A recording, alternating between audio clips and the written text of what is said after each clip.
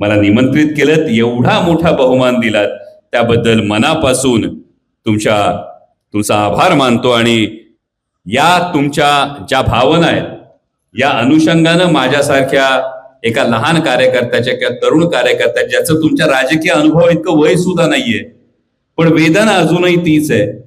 ती आजच्या राजकीय परिस्थितीवर जे काही व्यक्त व्हायचंय तेवढं व्यक्त फक्त होतो. आजची जर राजकीय परिस्थिती पाहिली, जे तुम्ही म्हणालात की आजची राजकीय परिस्थिती पाहून खरं तर उभं आला, आजची राजकीय परिस्थिती पाहिली तर वाटतं शंढ जाणीवा थंड भावना सुरू राहतो बाजार. शंढ जाणीवा थंड भावना सुरू राहतो बाजार. तत्व निष्ठा मूल्य विचार सगळ्याचा खुला व्यापार.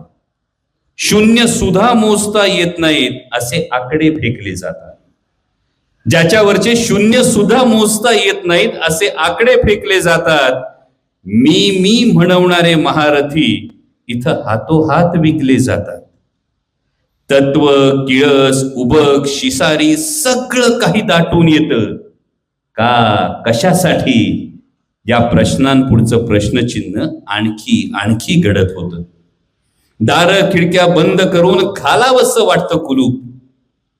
म्हणजे वयाचा फायदा घेऊन खरं तर तात्या किमान ही घोषणा तरी करू शकतात, पण दारं खिडक्या बंद करून घालावंसं वाटतं कुलूप. स्वतःला आता सापडू नये असा अंधार करावा गुडूप. पण गोठल्या रक्ताला उकळी फोडायला पुन्हा विचारांचं वादळ येतं. पण गोठलेल्या रक्ताला उकळी फोडायला पुन्हा विचारांचं वादळ येतं.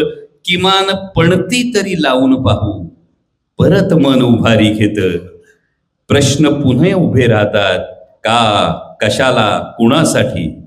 प्रश्न पुन्हा उभे राहतात. का कशाला कुणासाठी. एकच त्याच्यासाठी उत्तर असतं, एकदा तरी स्वाभिमानानं जगण्यासाठी.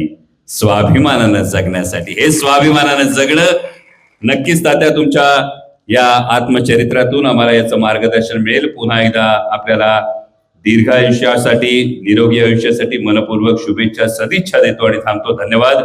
जय शिवराय.